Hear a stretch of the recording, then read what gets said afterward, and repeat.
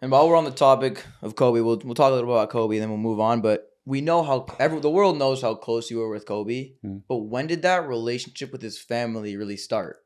Because Mm. we know Mm. how close you are with that family. Yeah. First time that I went to Kobe's at Vanessa's house, it was when he tore his Achilles. So obviously that was a big hit for him and us as teams, and that's because when everything goes well, you feel like, hey, everybody has their own circle, their own, so you don't feel like there's a need there to be as present off the court, let's say.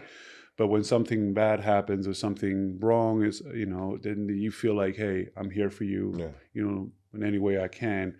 So I say, hey, and at the end, Kobe, with his focus and determination, he was very into kind of himself and his family, because he was highly, one of the things that we didn't realize as much. I mean, you could sense it, but you don't see it. It's his commitment and how much effort and energy put into his family. Vanessa being a good dad, a girl dad, on top of what he was doing on the basketball court. So I go over these plays, and then I see the interactions that he had with Natalia, with Gigi, how close he was, and when we had kind of regular conversations and stuff, he was just how proud he was of his daughters.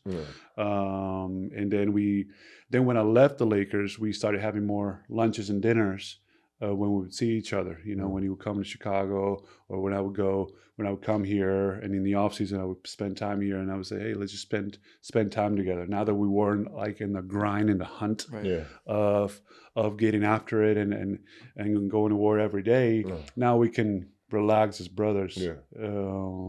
And talk about anything and everything. So that's when I started to perceive and get closer. And then I think Vanessa also saw that relationship and that bond that we had away from the basketball court.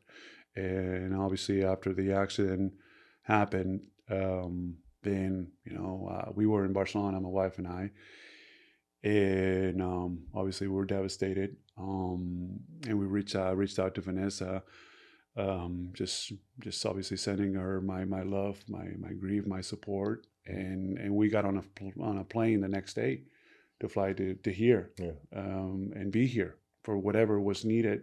We felt like we needed to be here, and then we were here. We waited. We didn't know when the memorial date was going to be. We didn't know any information. We just wanted to be here for whatever was necessary, and then a couple of days after the memorial, Vanessa, told us to come down and spend time together, and we went, and we just kind of in a way grieved together, and in a way we felt, my wife and I, that we just want to be close and support and be there whenever was necessary too, and so in all the important dates, and then we spend every Halloween together, which was an important holiday. That they always enjoy. We always go to Disneyland, and so many, I think, very touching and important moments that now we share together, and our bond as a family has really grown a lot.